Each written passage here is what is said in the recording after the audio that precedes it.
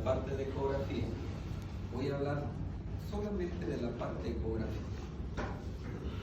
La glándula mamaria es una glándula sudorípara, modificada, que consta de 15 a 20 lóbulos o lobulinos, ductos ramificados y lobulinos. Tiene un tejido de soporte estromal, que es un tejido fibroso estromal interlobular compacto.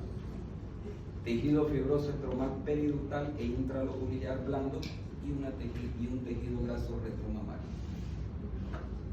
Si ustedes se dan cuenta, ¿qué forma tiene la glándula mamaria?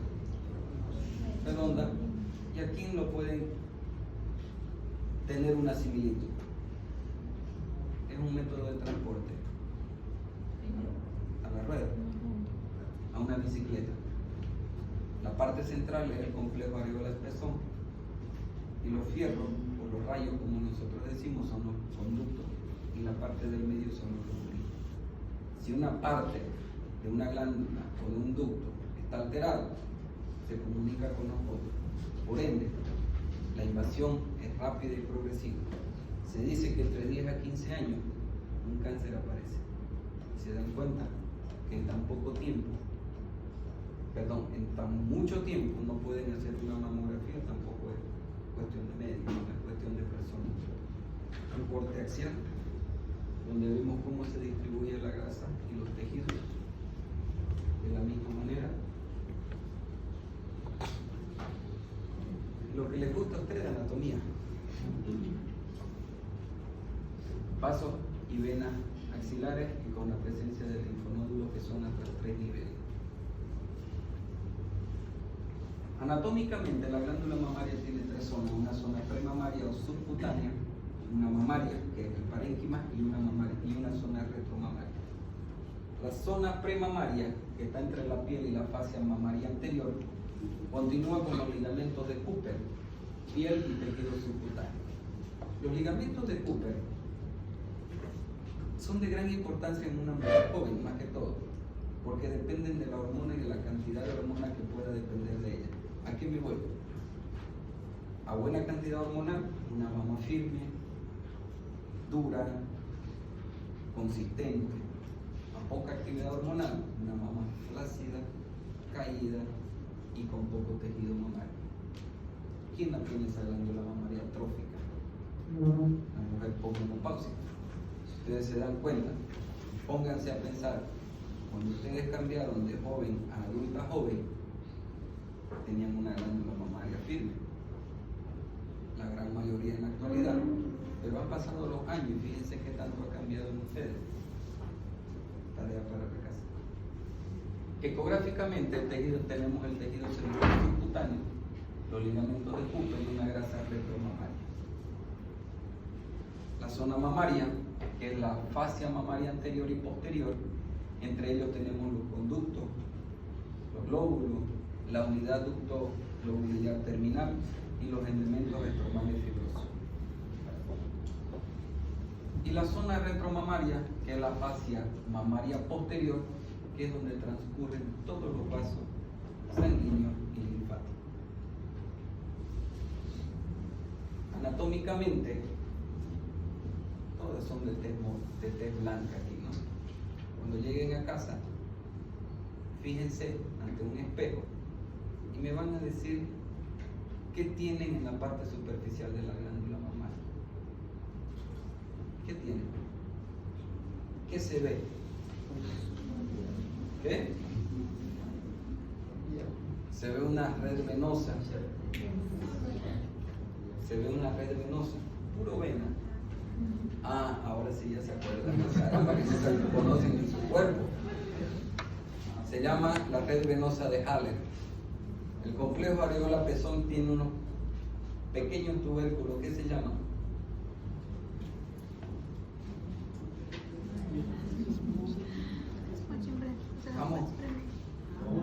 ¿cómo se llaman?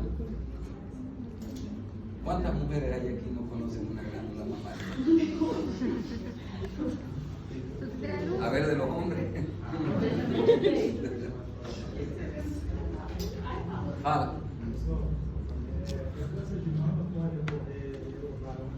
Sí, exacto. En la actualidad se está presentando mucho más que antes. Se llaman tubérculos de Morgani. Son pequeñas protuberancias que existen en la parte periférica de la areola. Anatómicamente, los ligamentos de Cooper son dos capas de fascia mamaria anterior y que posteriormente tienen un espacio potencialmente inferior. Esos son los ligamentos de Cooper. ¿Qué imagen es la que está al lado?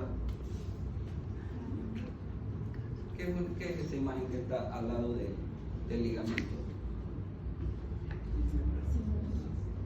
¿Qué imagen? ¿Quién les pasó radiografía?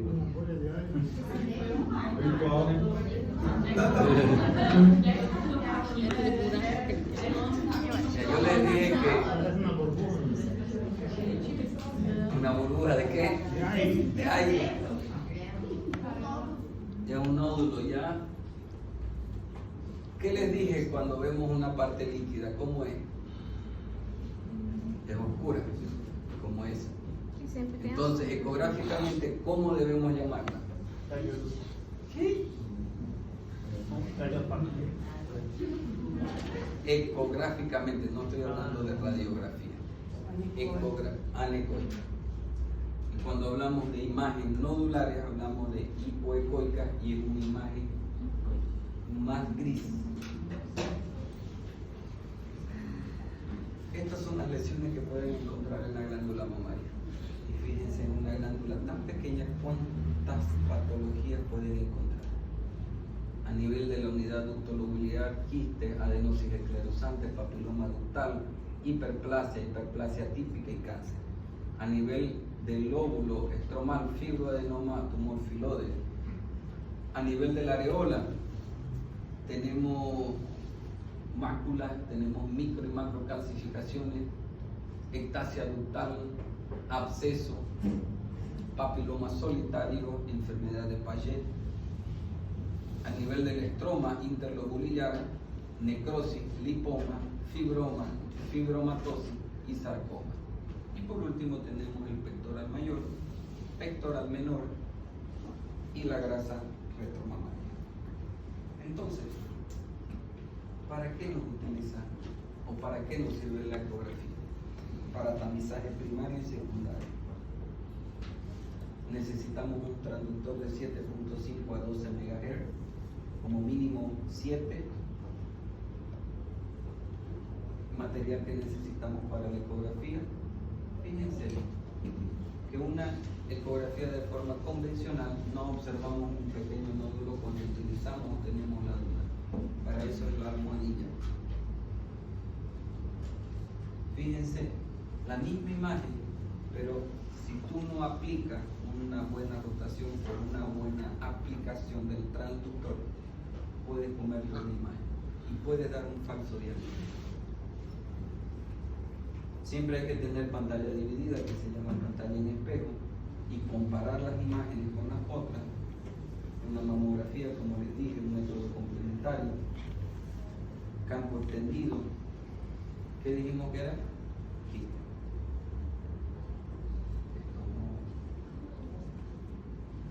La atrofia mamaria, que es un envejecimiento de la glándula, puede presentarse posterior a la lactancia o al término de ella. Disminuye de forma marcada los ligamentos de Cooper. Hay un tejido residual atrapado en el receso de los ligamentos.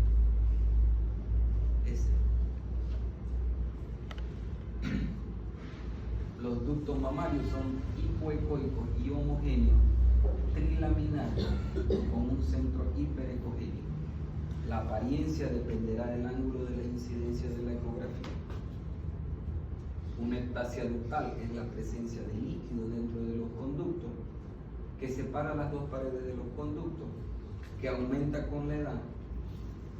Hay la presencia de los senos galactóforos, puede ser asintomático, pero puede estar asociada a descargas de pezón o una mastitis periductal. ¿Qué es una mastitis? ¿Qué es una mastitis? Es una inflamación de la mama. ¿Quién lo produce?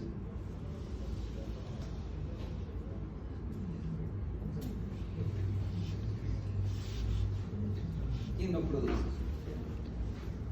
Estafilococo aureus o Streptococcus aureus.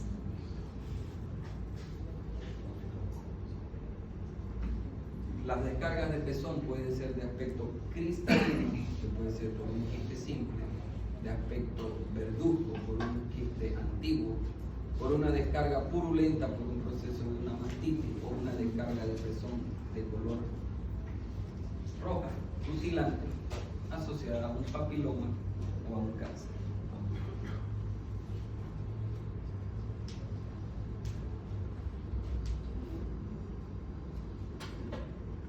¿De qué importancia son los niveles axilares? Nos ayuda para determinar la progresión de la enfermedad. Si tenemos hasta un segundo, un tercer nivel, quiere decir de que la enfermedad ha metastizado a otro lugar. En los nódulos de Rotter son linfonódulos que se encuentran entre el pectoral mayor y el pectoral menor.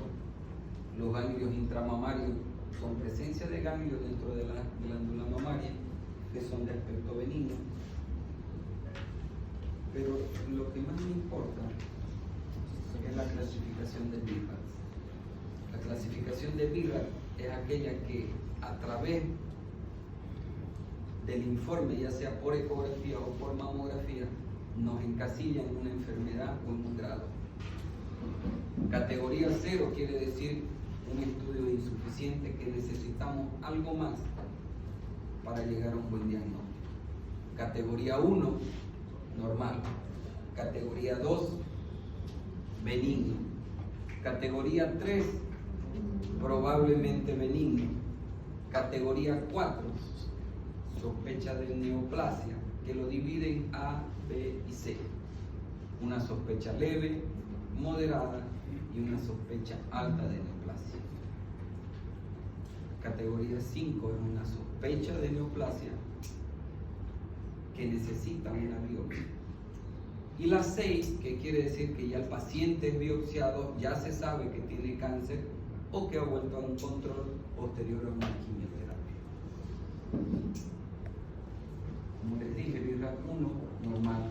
Billard 2 puede ser un ganglio intramamario, ectasia ductal, quiste simple, nódulo sólido, polipoma o amartoma. El 3 es probablemente benigno. Tenemos los quistes complicados, complejos, papilomas intraductales pequeños y algunos fibroadenomas. El 4, sugestivo de malignidad. 5, francamente maligno. Esto no les voy a mostrar porque es más que todo ecografía.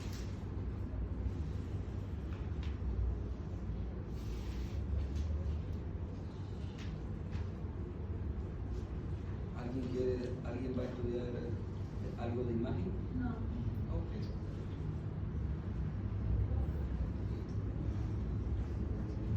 Pero sí esto.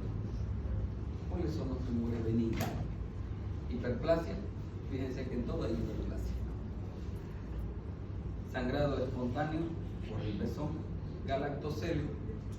¿Qué es un galactocelio? Es la presencia de un tumor o de un quiste de contenido leche. Enfermedades inflamatorias, mastitis y mastitis granulomatosa, que es distinta. Y tumores benignos como ser adenoma, fibroadenomas y papiloma. ¿Qué es una hiperplasia? La hiperplasia gestacional y secretora se puede manifestar como microcalcificaciones en la mamografía. Habitualmente son redondas, con distribución focal y difusa. Representan microcalcificaciones acinolobulillares. Con menos frecuencia presentan la distribución lineal e irregular, los cuales corresponden a microcalcificaciones cutáneas e imitan una lesión maligna. Estos hallazgos se relacionan fisiopatológicamente con una estasia de la secreción láctea y apoptosis celular, que se asocian con un fenómeno de hiperplasia. ¿Qué es apoptosis?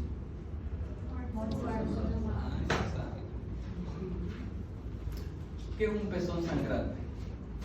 Corresponde a un cuadro clínico que puede ocurrir durante el tercer trimestre como consecuencia de una proliferación epitelial y la formación de nuevos capilares. El caso de sangrado espontáneo unilateral es la ausencia de una masa palpable, pero que ecográficamente nos va a ayudar a identificar la lesión.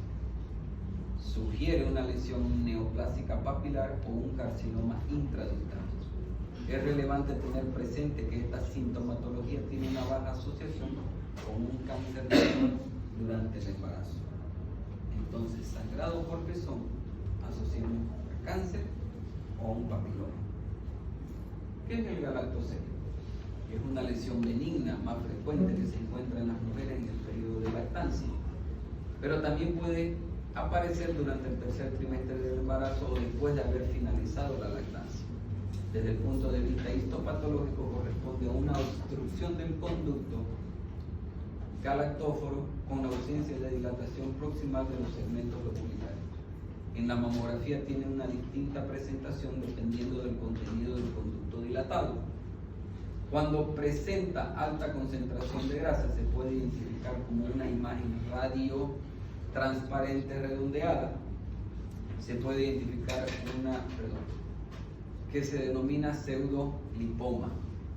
La secreción de leche fresca y grasa se manifiesta como una lesión quística, con niveles líquido graso en la proyección lateral estricta. Por otro lado, la secreción de una leche antigua tiene un aspecto heterogéneo similar a un amartoma. El amartoma es un tumor benigno de tejido adiposo. Entonces se ve de esa forma.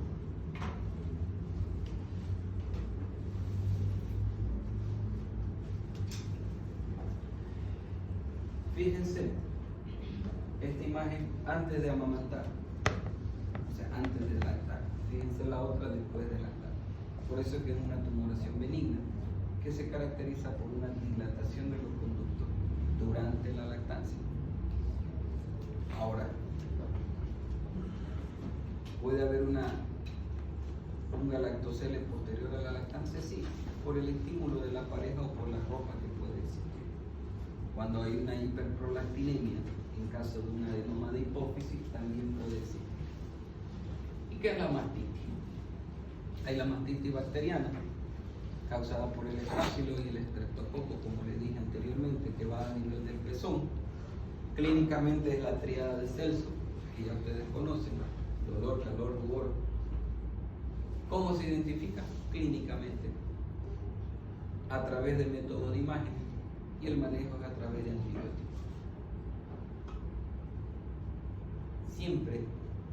Siempre la mastitis será la oposición o una imagen que tiene la misma característica que un cáncer, que hasta que no se demuestre lo contrario, puede también catalogarse como un cáncer de mama. Por eso es que toda mastitis tiene que ser biopsiada.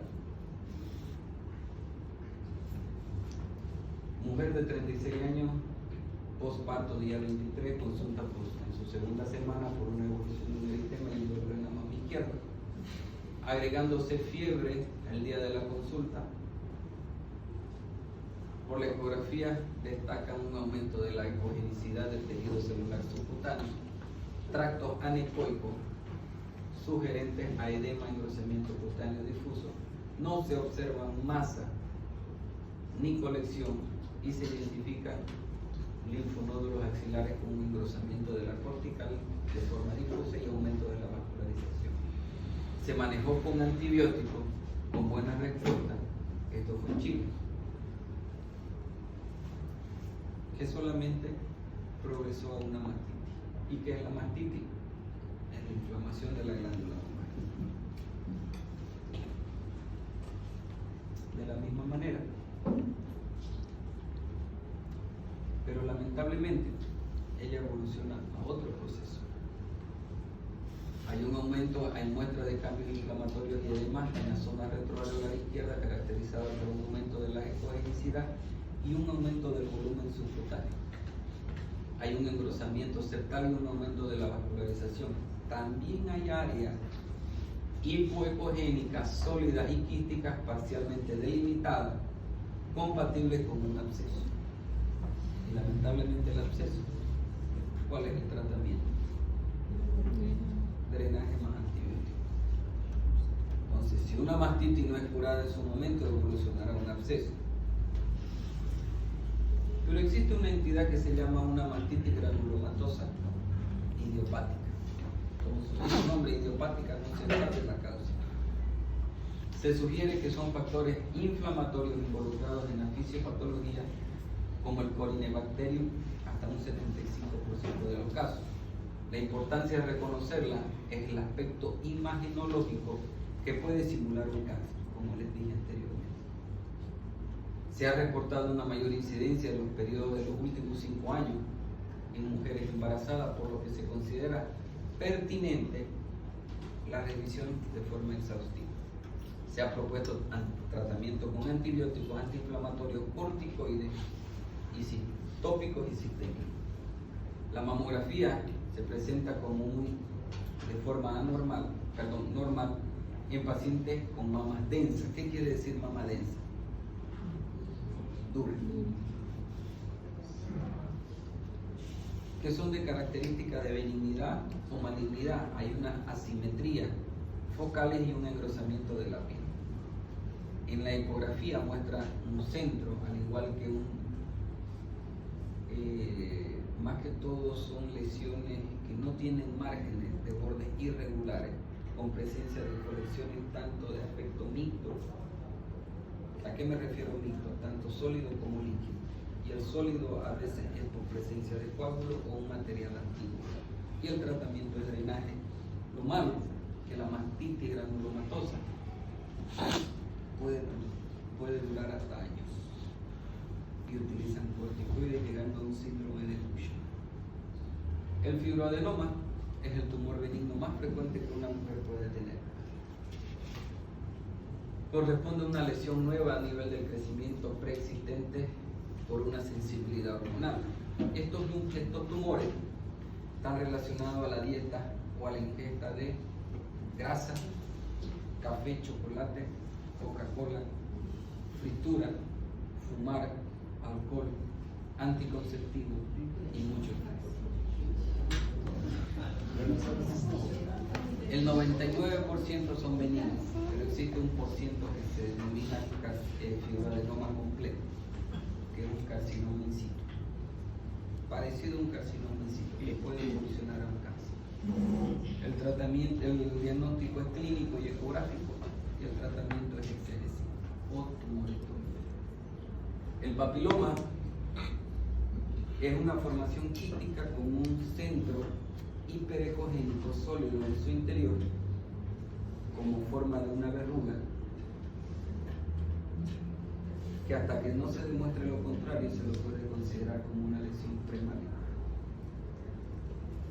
Diagnóstico es ecográfico e histopatológico y el tratamiento es una exéresis.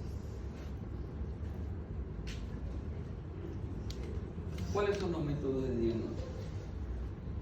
Los más usuales, en periodo de lactancia, el más usado es la